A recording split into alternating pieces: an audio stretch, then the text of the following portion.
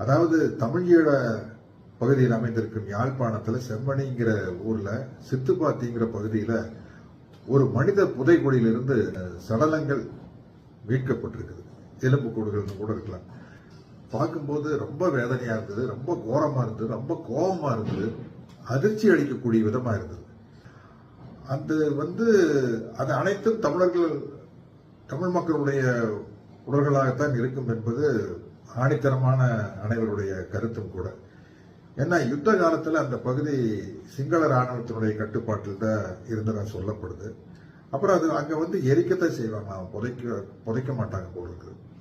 அதில் ரொம்ப கொடூரமான விஷயம் ஒரு அம்மா மகனை அணைச்சபடி ஒரு எலும்பு கூடு கிடைச்சிருக்குது.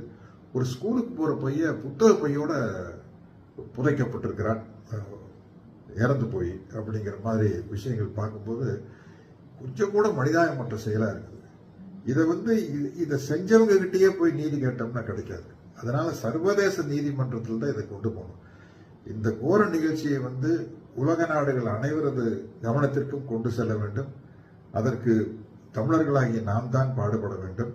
இது சர்வதேச நீதிமன்றத்தில் இந்த விஷயத்தை கொண்டு போய் சேர்த்து இந்த கொடூரமான விஷயத்துக்கு சரியான நீதி கிடைக்க வேண்டும் என்று நாம் அனைவரும் ஒன்றிணைந்து போராட வேண்டும்.